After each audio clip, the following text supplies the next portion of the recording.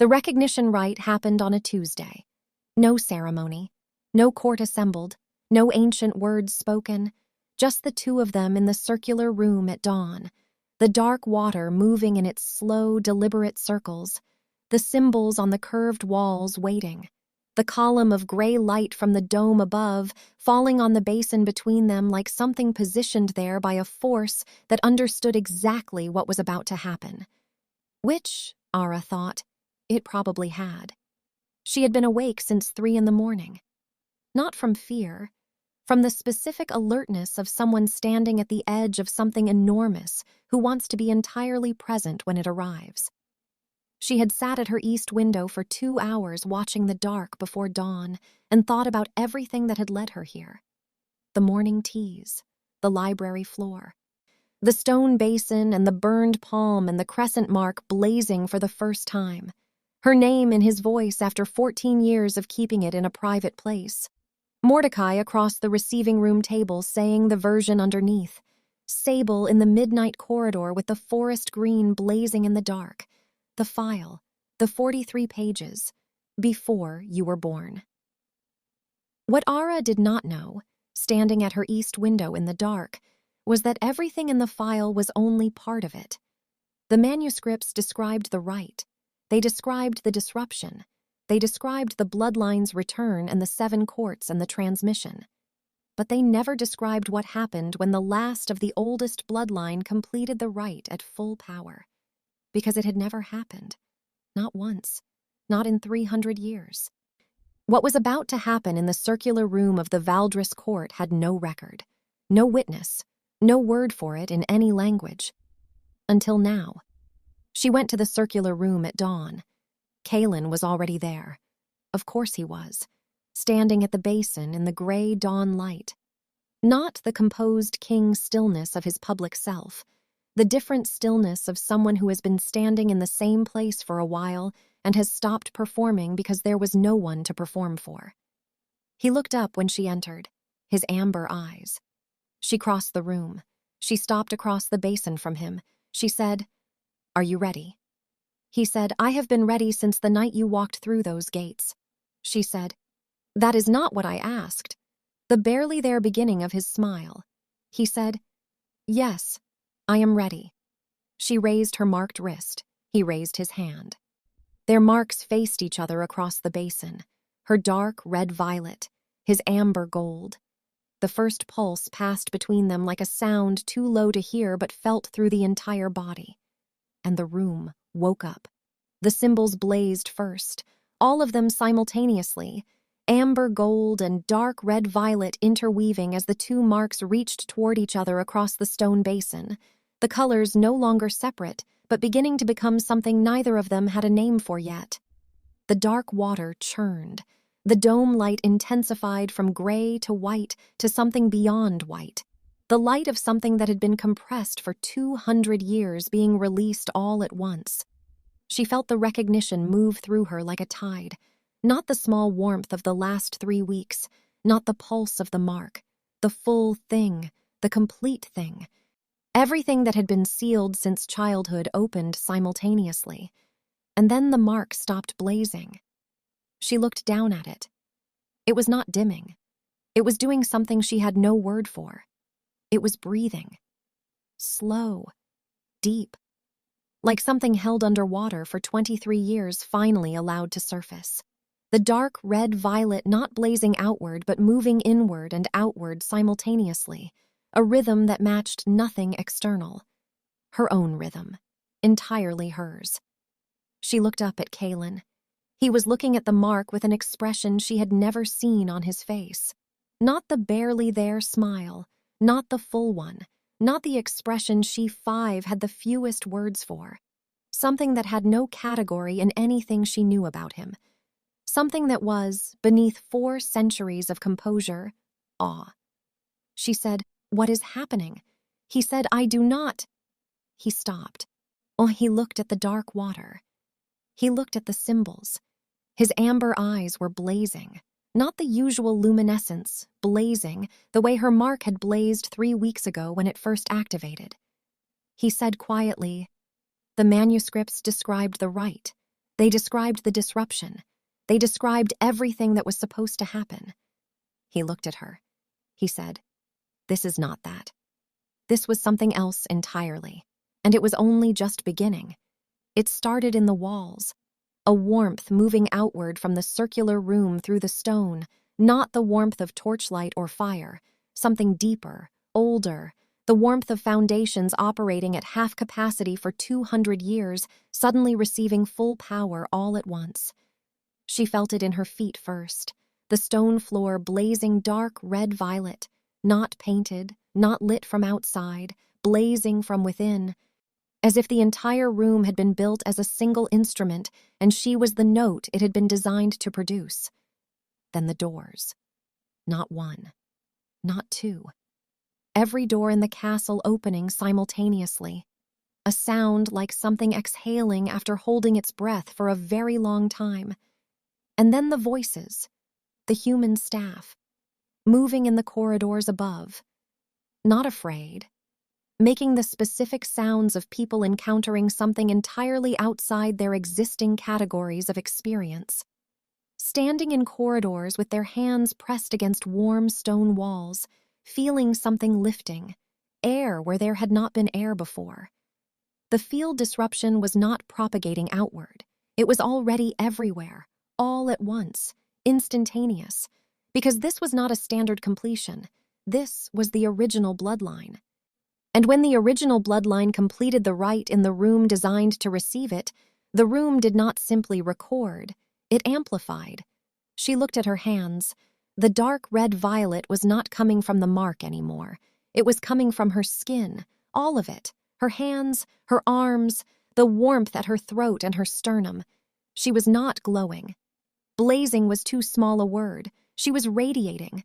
Dark red-violet pouring outward in slow, warm waves, her rhythm entirely hers, and the castle walls receiving it the way stone received warmth, absorbing it, conducting it outward through the foundations and the corridors and the towers and the gate and the east road and the 6 territories beyond. She looked at Caelan. He had not moved. He was standing across the basin watching her, the amber gold of his bloodline mark blazing in full response on his palm, his amber eyes on her face. He said, "They can feel it." She said, "The court." He said, "All of them." And then it happened. The thing that changed the shape of everything. Above them, in the great hall, in the throne room, in every corridor of the castle, she heard it. Silence. Not the silence of people stopped in their tracks, the silence of something deliberate, something chosen. She looked at Caelan. His expression had shifted. He said, "Ara." She said, "What is that?" He said, "Come and see." She followed him up the 6 flights of stairs, through the corridor that led to the great hall. She stopped at the entrance. The entire court of Valdris was assembled. Hundreds of vampires, some of them centuries old. Some of them the most politically powerful creatures in 6 territories. Creatures that had survived wars and treaties and the rise and fall of human governments. Creatures that had not knelt for anything in their collective memory. They were kneeling. Not because Caelan had commanded it. He was standing beside her. He had commanded nothing. They were kneeling because the castle had forced the recognition. Every vampire in the court of Valdris on one knee, heads slightly bowed. The specific posture of creatures built to serve a particular kind of power encountering that power, walking through their midst for the first time. And none of them afraid. Recognition. The deep, instinctive recognition of something their bloodlines had been waiting for across 200 years of absence. She stood in the entrance of the great hall, the dark red-violet still radiating from her skin, the mark still breathing, hundreds of ancient creatures kneeling in the amber torchlight. She had walked into this court 8 days ago in an ivory dress with a silver blade in her sleeve and a cover story she had spent 2 years building. She had been aimed here. She had been aimed like a weapon at the thing she was most connected to. And the thing she had been aimed at had opened the door and made morning teas and taken her to the library and waited. And now she was standing at the entrance of the great hall with the oldest power in these territories breathing through her mark and the court of Valdris on its knees around her. Not because she conquered them, not because she threatened them, not because she was the guild's weapon or the bloodline's last survivor or the castle's long-awaited return, because she was Ara, who had set a blade on a stone floor and said her name, and in saying it had become the thing she had always been. She turned to look at Caelan. He was looking at her. He was the only person in the great hall still standing. He had not knelt, not because he was refusing, because what he was looking at was not something you knelt to. What he was looking at was something you stood beside. She held his gaze. She said, "This is significantly more than I expected for a Tuesday." The corner of his mouth moved, that barely there beginning of a smile in the middle of the most significant morning in 400 years of the Valdris Court's history. He said, "History does not generally ask about scheduling," or she almost smiled. She turned back to the court. She said at a volume that carried without effort through the great hall in a way that was new, that was part of what she was becoming. "Rise." They rose. She went back to the circular room. Alone. She needed to stand in it once more before she walked out of it and became what came next. The water was still there, covering the floor in a thin mirror-flat sheet, reflecting the symbols blazing on the curved walls, carrying the dark red-violet light of her mark in its surface. She walked to the basin. She looked into the dark water. Her reflection looked back. She looked at it for a long time, not at the mark, not at the symbols, at her face, the face she had looked at in the mirror 8 days ago and found Seraphina Vale in. The cover story, the coat she had put on nothing left of that in the reflection. Not because it had been burned away, because what was underneath it had become so fully present that there was no room for anything that was not real. She looked like herself. For the first time since she was 9 years old, fully, completely, without performance. She pressed her marked wrist to the stone edge of the basin. The water pulsed. Not a ripple, a heartbeat. The castle's heartbeat, hers, the same thing. She felt the 7 courts, not as distant presences, as parts of a single complete thing, 7 foundations activating, 7 transmissions receiving and sending back, 7 dormant liminal bloodlines somewhere in the world feeling the warmth of what the Valdris completion had produced, feeling what it meant. She was not the last of the bloodline. She was the proof that the bloodline had survived, the signal that it was safe to return. She felt Declan in the east corridor, his mark bright and certain and moving toward something. She felt Sable in the north corridor, standing at a door and understanding for the first time what was on the other side. She felt the entire castle, every stone, every room, every door, and she understood something the manuscripts had not described, and not because the manuscripts were wrong, because no manuscript was ever written about this. The circular room was not the center of what she was. She was the center of what the circular room was. The castle had not been built to receive the bloodline. The castle had been built because the bloodline required a home, and a home was not a place that contained you. A home was a place that became itself because you were in it. She breathed. She looked at the reflection one last time. She said her name, not out loud. In the private place where she had kept it for 14 years, she said it to herself, Ara. For the first time in 14 years, it did not feel like a talisman kept in hiding. It felt like a declaration. She straightened. She turned from the basin. She was at the threshold when it happened. The mark flared. Not blazing, not breathing. Something new. Something that had never existed before. A warmth that moved outward from the mark not in the dark red-violet of the liminal bloodline, but in something that had no name yet. Both colors, amber gold and dark red-violet meeting in the space between them and becoming a third thing. Something that existed only in the union of the two. Was something that the circular room had never recorded. Something the dark water had never transmitted. Something that had never been. Until now. She stood in the doorway. She looked at her wrist. The third color blazed for 3 seconds, then settled, then became the breathing mark again. Steady, deep, hers, but changed, the way everything was changed, not an ending. The first morning of what came after. She walked out of the circular room. She found Caelan in the east garden, standing at the frost-killed rose bush where Mordecai had stood 8 days ago. She crossed the garden. She stood beside him. They looked at the dead branches together in the gray October morning. He said, "Something happened in the circular room." She said, "Something new." He said, "Tell me." She raised her wrist. The mark breathed in its steady, dark red-violet. She said both colors, for 3 seconds, and then a third, something that did not have a name. He looked at her. She said, "I am not the last of the bloodline, Caelan." He said, "No." She said, "I am the first of what comes after it." He was quiet for a long moment. He said, "I know." She said, "You know." He said, "I suspected since the night you arrived and the room blazed the way it did. Since the rite completed and the water rose. Since I watched you walk through the great hall and the entire court felt something they had never felt before." She said, "What did they feel?" He said, "Not the bloodline returning." He looked at her. He said, "Something that has no record." She held his gaze. She breathed. She said, "The work is very large." He said, "Yes." She said, "The 6 names, the 7 courts, the human communities rebuilding, the guild's remnants. The person in Mordecai's second paragraph who has been carrying the mark for 31 years. He said, "Yes."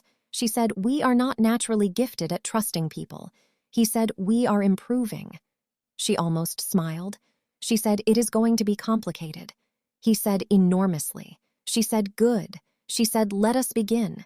He said it quietly. Not in the great hall. Not in the throne room. Not in the circular room with the water rising and the symbols blazing and the court of Valdris assembled. In an October garden with frost on dead branches and gray morning sky, just the two of them, the way it had always been when it mattered most. He said, "You were not meant to rule the courts." He looked toward the horizon, the 6 territories, the field disruption still moving, the human communities waking up, the dormant foundations of 7 courts activating simultaneously, the specific, complicated, irreversible changing of things that had needed to change for 200 years. You were meant to replace them. She looked at the horizon, too. She thought about what replace meant. Not conquer, not destroy, not rule, replace. The way dawn replaced darkness, not fighting it, not defeating it, simply becoming so fully itself that darkness had nowhere left to be. She thought about the guild, the acquisition network, 100 years of children taken young and aimed at their own counterparts, 11 names in a file, 30 years of Mordecai building an architecture to avoid one moment of honest reckoning. She thought about Mara Voss. She thought about what replace meant for all of it, not the courts as they had been. Not the arrangement between the vampire world and the human one. Not the compulsion fields or the treaties or the carefully maintained illusion that the current arrangement was inevitable. Something new. Something that had the third color in it. Something that had no record because it had never existed and was about to. She looked at Caelan. He was looking at her. Those 4th-century amber eyes. The expression she had the fewest words for and the most private ones. She said, "The manuscripts described what had been." He said, "Yes." She said, "We are what comes after." He said, "Yes." She said, "We are going to need better manuscripts." His expression, the full smile, completely. The one that made him look like someone who had been young once and had been given back the memory of it. "See," he said, "I know someone who has been recording everything since the night you arrived." She said, "The dark water cannot write." He said, "No, but you can." She looked at him. He said, "Everything the circular room has recorded. Everything the 7 courts will transmit back. Everything that happened in a receiving room across a dark wood table and a corridor at midnight and a garden in October with frost on the dead branches." He said, "Everything that happens next." He said, "Write it." She looked at the mark on her wrist. Breathing, steady, deep. the third color somewhere beneath it waiting. She thought about a 9-year-old girl who had been given a lie dressed as a rescue and had spent 14 years building herself into a weapon and had walked through a gate with a blade in her sleeve and had set the blade on a stone floor and said her name. She thought about what that girl had become. She thought about what she was still becoming. She said, "I do not know how it ends." He said, "No story worth writing does." She looked at the horizon, the 7 territories, the 6 names, the work, the beginning of something that had no record because it had never been. She looked at Caelan. She said, "Then let us go find out." She walked toward the castle.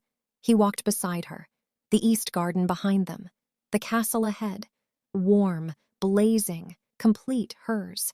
The dark water 6 floors below, recording, as it had always recorded. Everything, every single thing. From the night a woman walked through those gates with a blade in her sleeve, to the morning she walked back in as the first of what came after. The third color, unnamed, unrecorded, waiting to become whatever she wrote next. The vampire king married a human bride. She came to kill a king. She stayed to become something the world had no word for yet, and the dark water recorded all of it, from the silver blade to the third color, from the cover story to the declaration. It does not end.